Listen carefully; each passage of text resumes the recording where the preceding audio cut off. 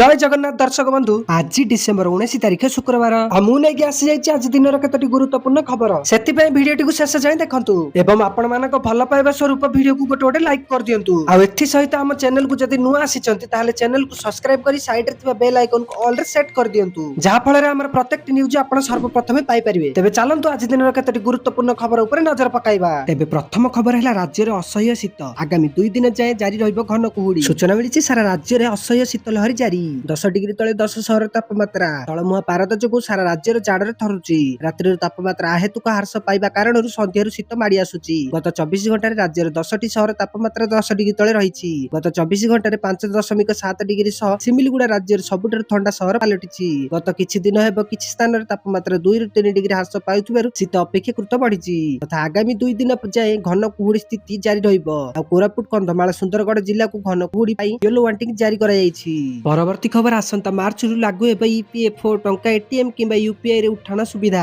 तेबे सूचना मिलिछि केंद्र श्रम मंत्रालय कर्मचारी भविष्य निधि पांठी संगठन अर्थात ईपीएफओ सदस्य मानक पई टंका उठाण एटीएम किंबा यूपीआई जरिया रे करिवार सुविधा प्रदान करबाकू जाउछि। आ एही परिवर्तन 2026 मार्च रु कार्यकारी होई पारे। तथा केंद्र श्रम मंत्री मनसुख मंडिया अनुसार सदस्य माने एबे भी सेमानकर ईपीएफओ बैलेंस रो 75% उठाण करि परिबे। भविष्य रे एही उठाण प्रक्रिया को आहुरी सरल करा जिवो। लक्ष्य होईछि लोकमानकू सेमानकर कठिन परिश्रम टंका शीघ्र एवं सहजरे उपलब्ध करा जिवो। परवर्ती खबर डिसेंबर 26 तारिख रे बड़ घोषणा करिवो बीजेडी। तेबे सूचना मिलिछि बीजेडी फाउंडेशन डे डिसेंबर 26 तारिख को नै एबे राज्य राजनीति रे चर्चा। एही दिन बीजेडी रो प्रतिष्ठा दिवस रे दलर सुप्रीम नवीन पटनायक बड़ घोषणा देई पारंती बोली चर्चा चलीछि। नवीन को राजनैतिक उत्तराधिकारी और दलर द्वितीय लाइन लीडर को नै विगत किछि दिन हेबो चर्चा चलीथिबा बेले प्रतिष्ठा दिवस रे नवीन को निष्पत्ति कोन हेबो ताकू नै चर्चा चलीछि। विभिन्न समय रे एबे नवीन निवास रे वरिष्ठ नेता को नै बैठक बसुछि एवं निजे नवीन बाबू नेता कथा शुणुछंती। आज नुआपड़ा संकीर्तन बैठक रे गुरुत्वपूर्ण निष्पत्ति नै नुआपड़ा दायित्व अबनी जोशी को दिया जायछि बोली नवीन कहिसंती एवं स्नेहांगिनी छुरिया को नुआपड़ा दायित्व रु बाद करि दिया जायछि।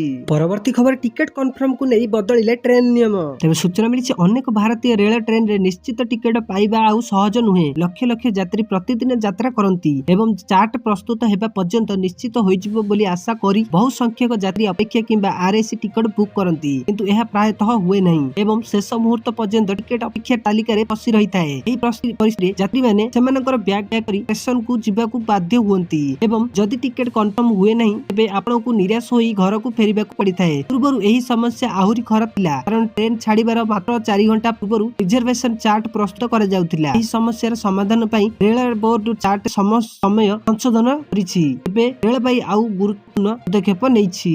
परवर्ती खबर पीएम किसान 22तम किस्ती पूर्व बड़ खबर एणिकी 6000 नुहे मिलिबो 12000 टंका। तेबे सूचना मिलिछि प्रधानमंत्री किसान योजना सहित जड़ित लक्ष लक्ष चाषी मनरे वर्तमान अनेक प्रश्न।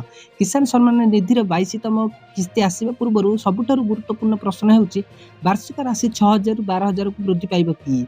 चलिथिबा कल्पना जल्पना मध्यरे सरकार संसद रे एक स्पष्ट उत्तर प्रदान करिसेंती। तेणु कौनसी भूल बुझामणा एड़ाइबा पई देशर लक्ष लक्ष चाषी पई एही खबर जानिबा अत्यंत गुरुत्वपूर्ण। तथा प्रधानमंत्री किसान योजना रे चाषी माने वर्तमान वार्षिक 6000 टंका पाउछंती। एही राशि सीधा सड़क सेमानकर बैंक अकाउंट रे 3टी किस्ती रे जमा जाईछि।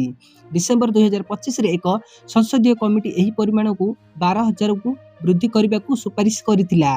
राज्यसभा रे ए संपर्क रे एक प्रश्न उठा जाइतिला।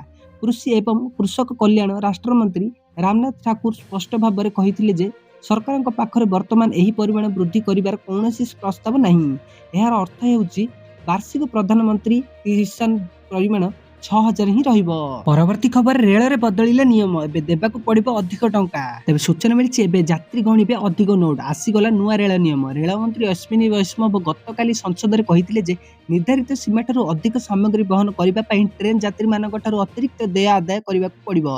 सांसद प्रभाकर रेड्डी को एक प्रश्नर उत्तर रे रेल मंत्री कहिथिले जे रेलबाई विमान बंदर रे पालन करा जाउथिबा सामग्री नियमावली प्रति ट्रेन यात्री मानक पई बैगेज नियमावली कार्यकारी करिवो। तेबे एहा द्वारा लोकक ऊपर कौन प्रभाव पड़िबा आसंतु जानिबा। ए नै किछि लोक प्रतिक्रिया देई कहिथिले कि पाटना जंक्शन रे बड़ बड़ जिनिस पत्र बोही नेउथिबा लोक माने कहिथिले जे एहा हेबा उचित किंतु यात्री मानकू किछि सुजोग दिया जिबा मध्ये उचित। परवर्ती खबर भारत रे एबे मैक्स गो इंटरनेट सूचना मिलछि एलन मस्क स्टारलिंक सारा विश्व रे लोकप्रिय। भारत रे एहार लॉन्च को नै बहुत दिन चर्चा होउतिला। ଏବେ ସେହି ଚର୍ଚ୍ଚା ଓ ଆଶଙ୍କାରେ ପୂର୍ଣ୍ଣଚ୍ଛେଦ ପଡ଼ିଛି। ଶେଷରେ ସ୍ୟାଟେଲାଇଟ୍ ଇଣ୍ଟରନେଟ୍ ସର୍ଭିସର ପ୍ଲାନ୍ ସାମ୍ନାକୁ ଆସିସାରିଛି। ଯେଉଁ ଲୋକ ଭାବୁଥିଲେ ଯେ ଏହା ଶସ୍ତା ଇଣ୍ଟରନେଟ୍ ହେବ, ଏହା କେବେ ବି ନୁହେଁ। ଷ୍ଟାରଲିଙ୍କ୍ ଇଣ୍ଡିଆର ୱେବସାଇଟ୍ ମୁତାବକ ଭାରତରେ ଷ୍ଟାରଲିଙ୍କର ପ୍ଲାନ୍ 8,600 ଟଙ୍କାରୁ ଷ୍ଟାର୍ଟ ହେବ। କେବଳ ଏତିକି ହିଁ ନୁହେଁ, ହାର୍ଡୱେରରେ କିଟ୍ ପାଇଁ ୟୁଜରଙ୍କୁ 34,000 ଟଙ୍କା ଅଲଗା ଭାବରେ ଦେବାକୁ ପଡ଼ିବ। କିଣିବା ପରେ ଆପଣ ଏହାକୁ ନିଜ ମଧ୍ୟ ସେଟଅପ୍ କରିପାରିବେ। କମ୍ପାନୀ ମୁତାବକ ସେଟଅପ୍ କରିବା ପରେ ଆପଣଙ୍କର ଇଣ୍ଟରନେଟ୍ କାମ କରିବା ଆରମ୍ଭ କରିଦେବ। ହେଲେ କମ୍ପାନୀ 30 ଦିନ ଟ୍ରାଏଲ୍ ମଧ୍ୟ ଦେଉଛି।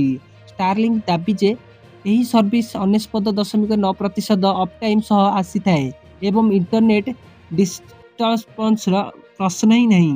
କେବଳ ଏତିକି ନୁହେଁ, କମ୍ପାନୀ ଷ୍ଟାବିଲିଟି ଉପରେ ମଧ୍ୟ ବଡ଼ ଦାବି କରିଛି। ଏହାକୁ ଦେଶର ଯେକୌଣସି କୋଣରେ ଲଗାଇବା ସହ ବ୍ୟବହାର ମଧ୍ୟ କରିପାରିବେ। କାରଣ ଏହି ଇଣ୍ଟରନେଟ୍ ଏଲନ୍ ମସ୍କଙ୍କ ଷ୍ଟାରଲିଙ୍କ ସ୍ୟାଟେଲାଇଟ୍ ସ୍ତରୀୟ, ହେଲେ ଏହା ଏବେ ସୀମିତ ସ୍ଥାନରେ ରହିଛି।